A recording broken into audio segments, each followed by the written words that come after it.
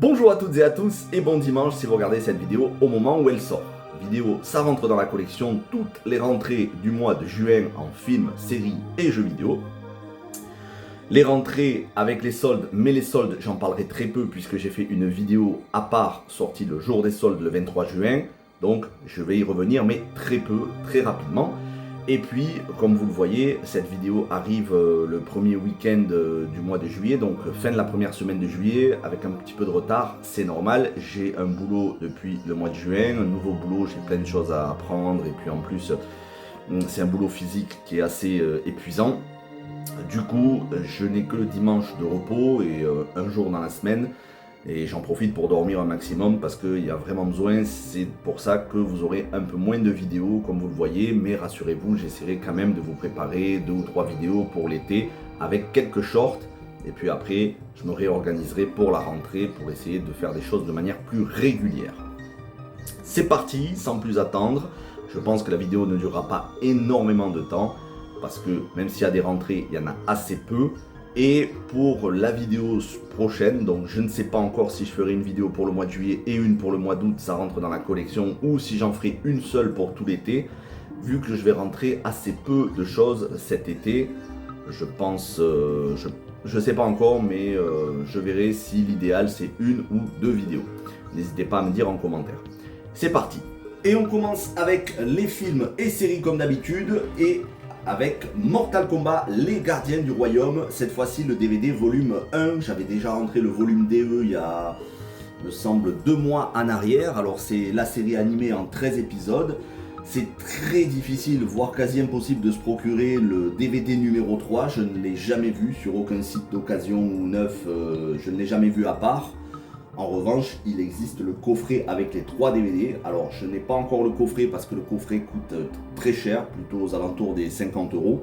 Alors que chacun des 2 premiers DVD peut coûter 90 centimes. C'est le cas de celui-ci que j'ai acheté sur Rakuten pour 90 centimes.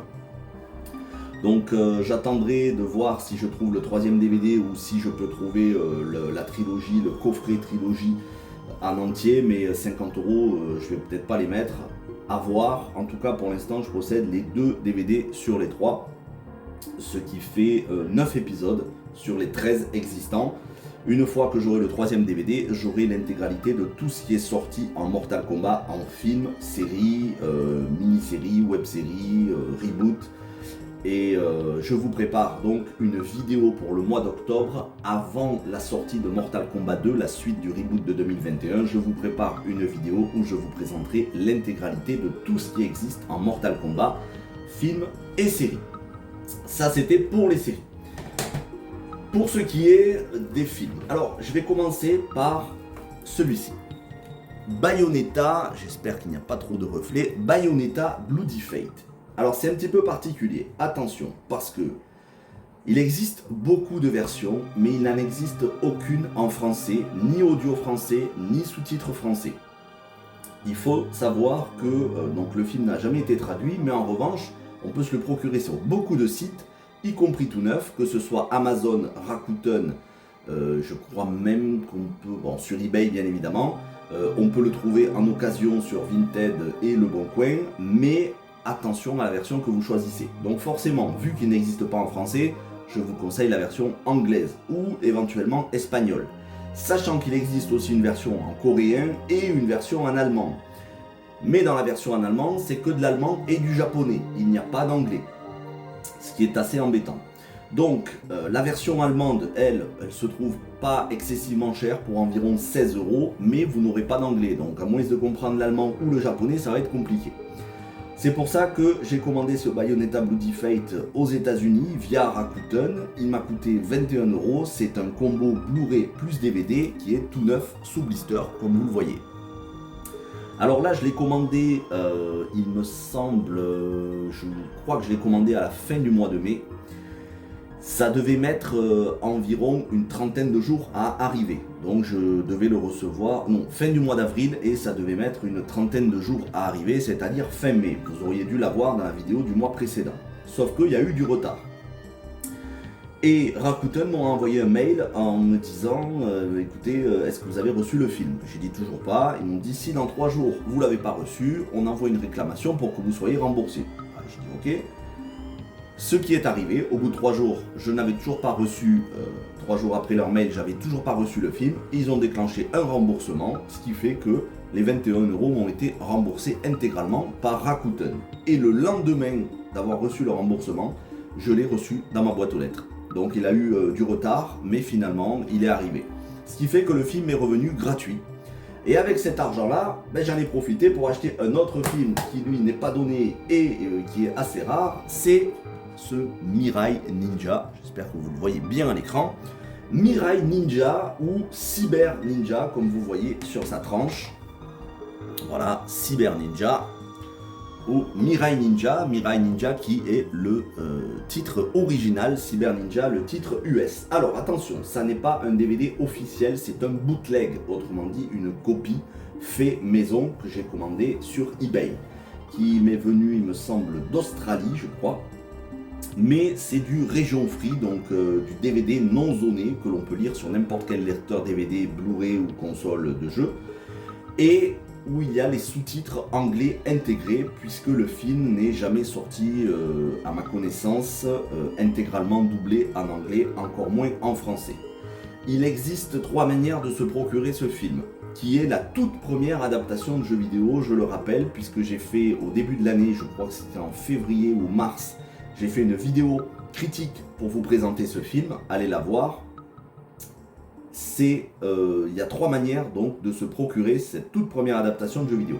Soit en original via VHS ou Laserdisc, donc sorti à l'époque, soit cette copie fait maison, bootleg, en DVD. Celle-là, c'est celle qu'on trouve le plus, elle est répandue, on le trouve sur plein de sites différents, en plus de eBay, on le trouve sur d'autres sites. Comme Etsy par exemple, c'est un site où il y a énormément de choses qui sont faites maison, artisanales, donc non officielles. Voilà comment ça se présente à l'intérieur, hein, très simplement. Et le film, alors derrière vous verrez, tout est marqué en japonais, mais le film est en région free, donc on peut le lire, il est dézoné. Et la personne qui a mis ça sur DVD a rajouté des sous-titres anglais. Donc comme je vous disais, il y a 3 manières de se le procurer, légalement, officiellement, en VHS et Laserdisc, mais ça coûte très cher. En VHS, faudra compter une centaine d'euros, et en Laserdisc, alors la VHS et le Laserdisc, les designs sont somptueux, c'est une jaquette différente qui est magnifique en rouge et doré. Mais le Laserdisc, il faudra compter 150 €. Et c'est du Laserdisc japonais. Quant à la VHS, c'est de la VHS japonaise aussi. Ici, c'est du japonais sous-titré anglais, lisible sur nos lecteurs DVD. Alors ça coûtait quand même 27 € pour une copie fait maison. Mais avec les 21 € remboursés par Rakuten sur le Bayonetta, ce qui fait que le DVD ici m'est revenu qu'à 6 €. Et je suis très content parce que c'est extrêmement difficile de se le procurer. Et de se le procurer à bon prix, et encore plus en DVD. Voilà pour Mirai Ninja ou Cyber Ninja, la toute première adaptation de jeu vidéo sortie avant Super Mario Bros 93. Et ensuite pour le reste, c'est pas vraiment de l'inédit, c'est des éditions que je n'avais pas. Ce Resident Evil Extinction en non pas steelbook mais en metal case, comme vous pourrez le voir sur le côté.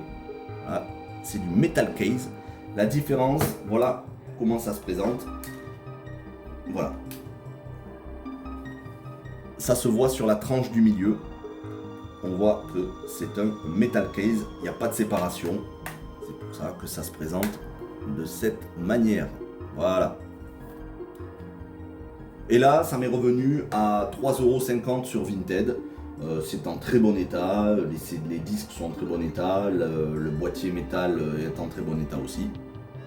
Donc ça vient compléter ma collection Resident Evil Live Action. Et j'en finis avec les films, avec ce Gran Turismo que je possédais déjà en DVD neuf sous blister, que cette fois-ci j'ai acheté en 4K Ultra HD. Et si ma mémoire est bonne, je l'ai payé 7 € sur Vinted.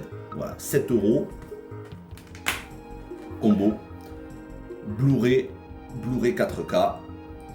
Les disques sont impeccables, on sent que la personne l'a juste déblisté et vu une ou deux fois et elle en a pris soin, ce qui complète ma collection de 4K. J'ai déjà le Warcraft, le commencement, ainsi que le Tomb Raider avec Angelina Jolie. Maintenant je complète avec ce Gran Turismo. Petit à petit je rentre des 4K, mais vous voyez ici c'est 7 €, c'est franchement pas excessif, surtout pour l'avoir en Blu-ray et 4K et en très très bon état. Ça, c'était pour les films et séries. Passons maintenant aux jeux. Alors, les jeux, ça, je vous avais fait un petit short, le Versailles sur PS1. Je vous avais fait un petit short, c'est ce que j'ai trouvé en vide-grenier. C'est franchement pas terrible au niveau de l'état, parce que déjà la boîte est un petit peu cassée. Il manque la notice. Voilà, il manque la notice. La jaquette ne tient pas.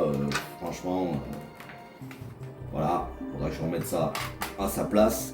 La personne sur le stand en voulait 5 €, ça les vaut clairement pas, puisque 5 € c'est le prix qu'on peut l'avoir sur Vinted complet, sans les frais de port. Du coup je l'avais négocié à 3 €, histoire de ne pas rentrer chez moi bredouille. Mais pour moi les vides du grenier, je le redis, c'est terminé. Se lever à 4 ou 5 heures du matin pour être présent à 6 heures sur les stands, c'est en plus assez crade. Franchement les vides du grenier, des fois j'ai honte. Tellement c'est sale, il y a des gens qui vendent tout et n'importe quoi. Il a fallu que je le nettoie bien comme il faut. Tout ça pour avoir un jeu que j'aurais pu avoir complet sur Vinted pour 2 € de plus. Donc en ce qui me concerne, j'avais fait 3 vides-greniers. Les 3 à chaque fois c'était une déception. Donc finito. Je préfère largement être sur Vinted. Mais bon, là je vais me calmer au niveau des achats, parce que avec les dépenses de voiture, de panne de voiture que j'ai eu, il faut que je me calme sur les achats. Mais voilà, c'est la petite trouvaille. Je vous ai fait un short. Ça, c'est All Star Action. Alors, All Star Action qui, sur la photo, quand je l'ai acheté sur Vinted pour 3 € avec 1,50 € de frais de port, parce que c'était UPS, un livreur différent.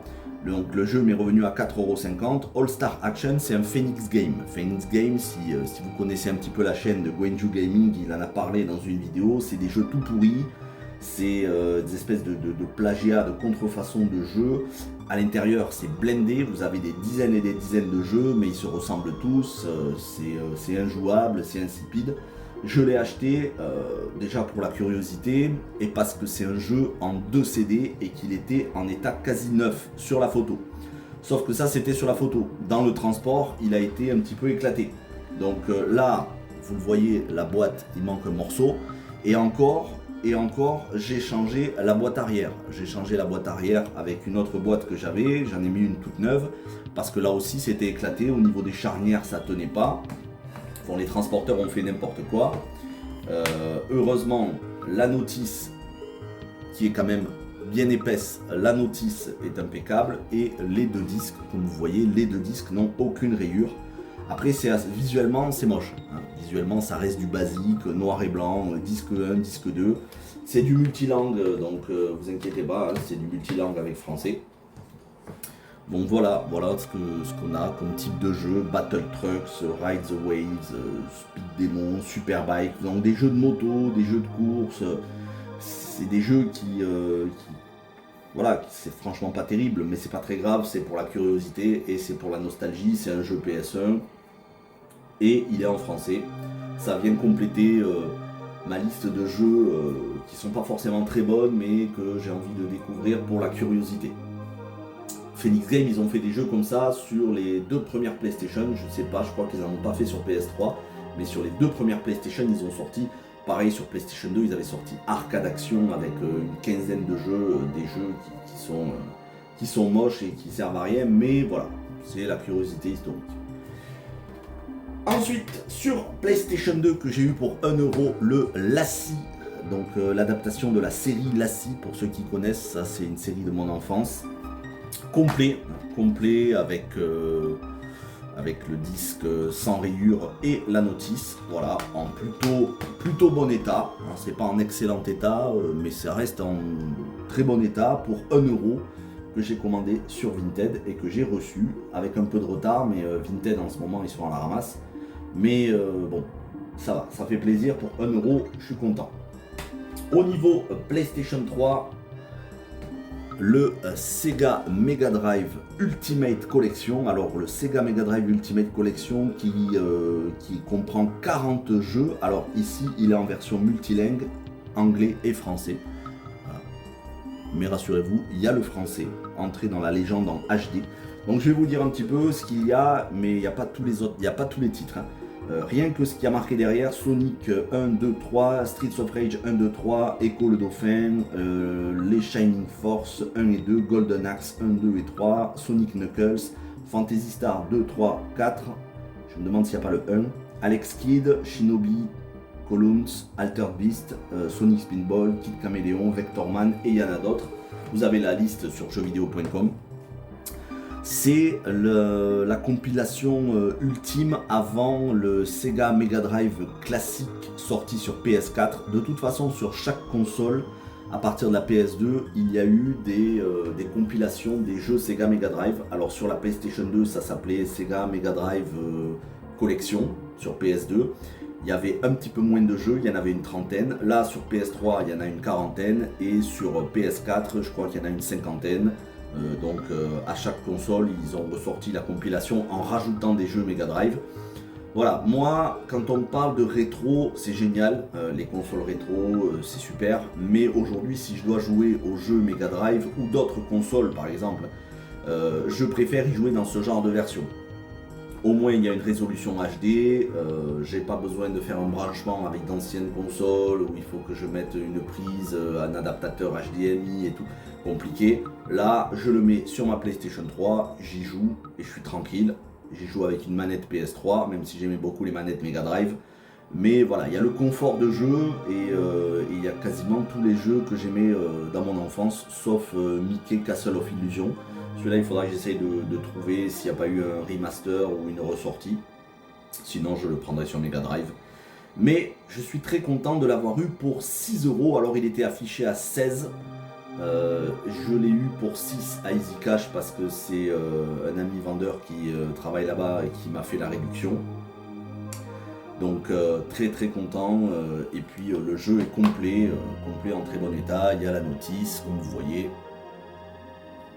Et le disque n'a pas de rayures. Voilà, ça c'était pour la PS3.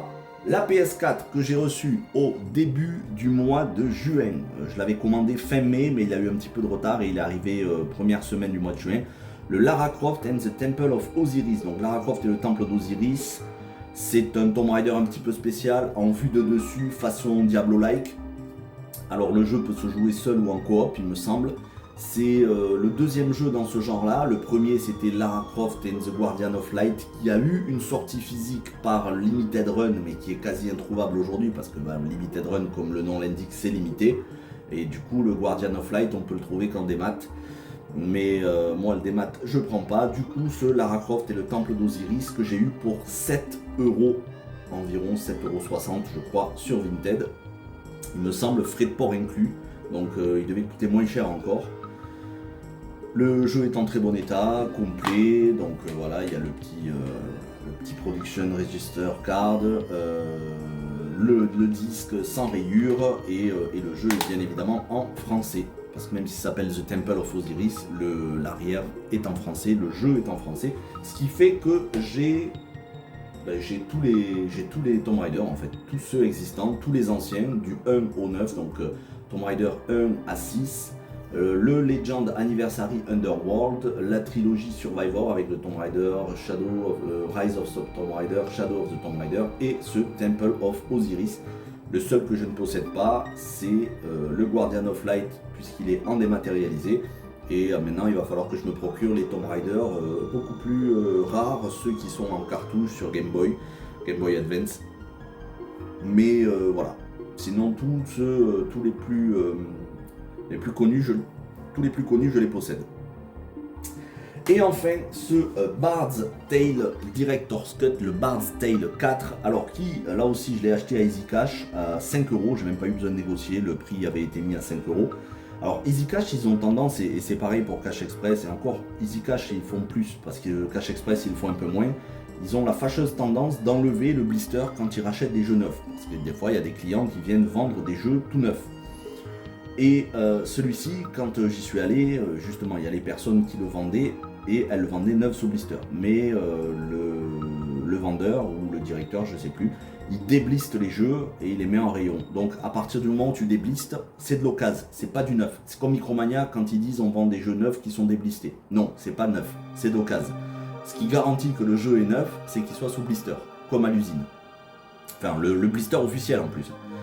Alors je sais qu'il est tout neuf, mais comme ça, d'apparence, on ne sait pas. On pense qu'il est d'occasion. Ce qui fait que l'avantage, étant donné qu'il y a du contenu supplémentaire téléchargeable, d'habitude quand on l'achète d'occasion, ce contenu supplémentaire n'est plus disponible puisque le code a été utilisé. Mais là, le code n'a pas été utilisé, donc je pourrais le télécharger pour avoir des objets bonus dans le jeu. Alors Bard's Tale, c'est du RPG, hein, tout ce qu'il y a de plus classique, à la première personne, un petit peu comme Wizardry. Donc j'aime beaucoup ce genre de jeu.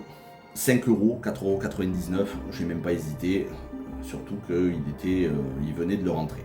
Voilà, ça c'est pour les rentrées, et la dernière rentrée, c'est celui-ci. Alors je sais pas si vous verrez bien, il s'agit du Killer Instinct Game Boy. Alors malheureusement la jaquette elle est à moitié morte, vous le voyez, je vais l'approcher d'un petit peu plus près, le haut est déchiré, le bas aussi, la couleur a été...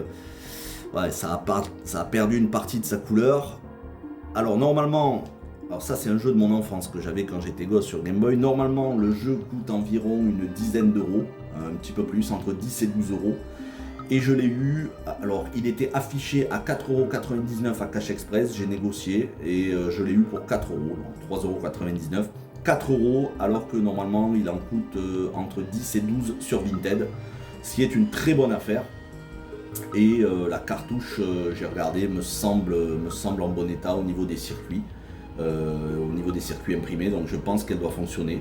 Je l'ai mis dans une protection, je l'ai bien nettoyé, ce qui fait que j'ai donc la version Xbox, la version Xbox One, le Killer Instinct sorti sur Xbox One, la version Game Boy, il me manque la version Super NES, la cartouche noire qui était sortie sur Super NES, et la version Nintendo 64 Killer Instinct Gold, et j'aurai tout ce qui existe en Killer Instinct. Voilà, ça c'était pour les rentrées hors solde, et maintenant je vous présente les soldes.